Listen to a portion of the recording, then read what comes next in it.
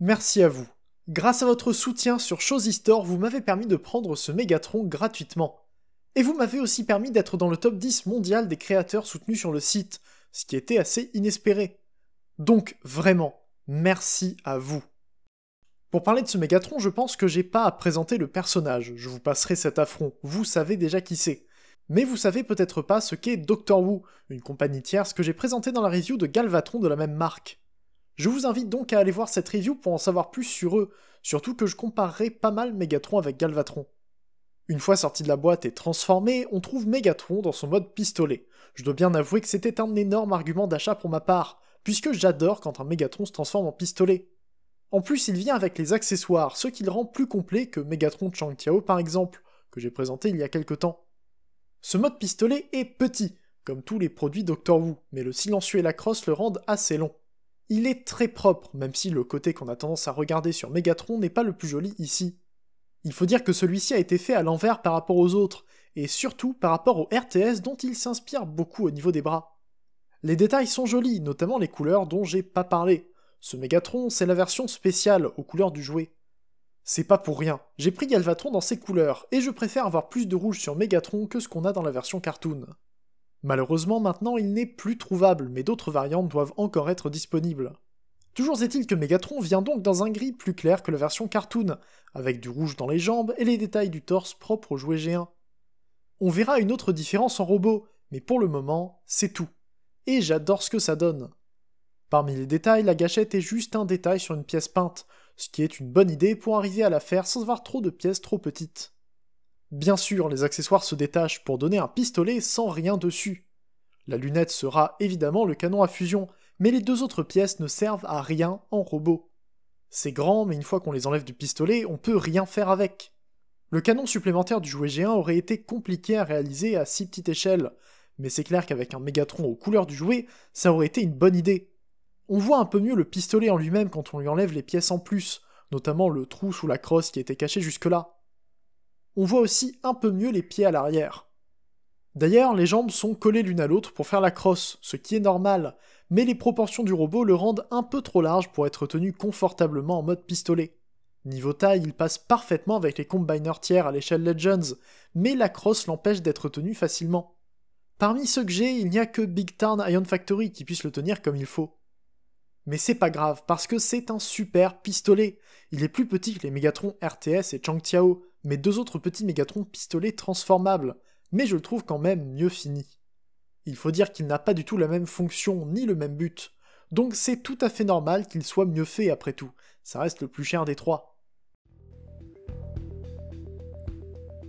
La transformation est pas compliquée, mais avec l'appareil et les lumières entre les deux, c'est pas évident à montrer. Les jupes sont minuscules et il vaut mieux ne pas les oublier. Les bras sont à l'inverse du RTS, le gauche est sous le torse et le droit est à l'arrière, mais on doit quand même enlever le canon à fusion pendant la transformation, puisque son port est carré. On ne peut pas le retourner sans le détacher, et c'est bien dommage. Il faut sortir la tête avant de mettre l'abdomen en place, et je sais jamais vraiment comment la mettre dans le torse pour qu'elle ne gêne pas. Les jambes se déploient simplement, et il faut retourner le panneau externe en le tirant vers l'extérieur. Je ne le savais pas au début, et ça a un peu abîmé le cran pour le tenir en place. C'est pas trop grave, mais je préfère signaler qu'on peut bien tirer le panneau noir pour avoir de la place pour le retourner. La transformation est vraiment simple, mais ça marche très bien. Le mode robot est vraiment réussi, c'est un Mégatron magnifique, surtout pour sa taille. Les couleurs du jouet lui vont super bien, avec le rouge dans les jambes et les yeux jaunes, qu'on n'avait pas encore vu avant. Pour rester sur la tête, elle est jolie mais simple, comme toutes les têtes à cette échelle. La peinture est très bien faite, avec des yeux qui ressortent très bien. Le reste du robot n'est fait que de pièces qu'on a déjà vues, sauf les mains, qui n'ont pas grand chose de remarquable. Je note quand même la gâchette derrière l'avant-bras gauche, qui peut gêner mais qui devait bien aller quelque part. Au moins, le reste du dos est très propre, puisqu'il n'a que son canon. C'est un robot vraiment propre de partout, et quand on voit sa qualité, on a de quoi se demander pourquoi il n'a pas été fait plus tôt.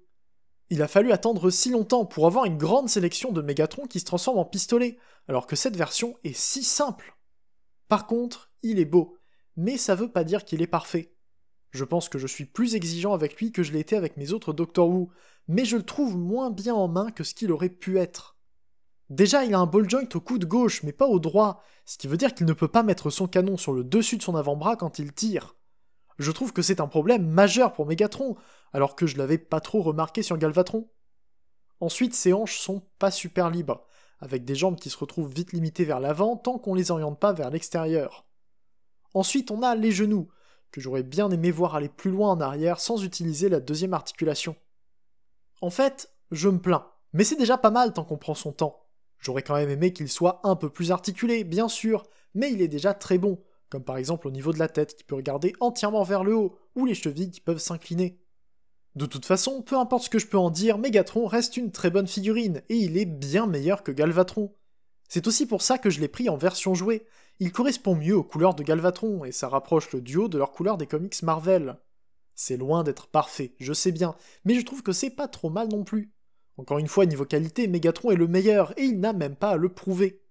Je suis très content de ne pas l'avoir loupé, il me permet d'agrandir ma collection de Doctor Who et de me rassurer quant à leur qualité. Ce sont de bonnes figurines qui ne font que s'améliorer avec les sorties. Et en plus d'avoir un robot très beau, ça me donne un accessoire très sympa pour de grandes figurines. Je pourrais vous le recommander, bien sûr, mais encore une fois, le meilleur que je puisse faire, c'est vous proposer de trouver la version standard de Megatron, avec des couleurs plus monotones mais peut-être plus appréciées. Comme d'habitude, le lien pour trouver Megatron et les autres Doctor Who est en description, et en utilisant le code LDR Optimus en haut de chaque page du site, vous pourrez me permettre de proposer plus de reviews de produits tiers. Encore une fois, merci à vous pour le soutien, et pour m'avoir permis de prendre ce Megatron gratuitement. J'aurais jamais pensé que je pouvais être autant soutenu, et ça me donne envie de continuer pour la nouvelle année. Merci à vous d'être resté jusque-là, j'espère que la review vous aura plu. Comme d'habitude, j'attends vos retours en commentaire et je vous invite à vous abonner pour ne pas louper mes prochaines reviews. On se retrouve bientôt pour une prochaine vidéo, c'était Leader, fin de format un jour, fin de format toujours et salut.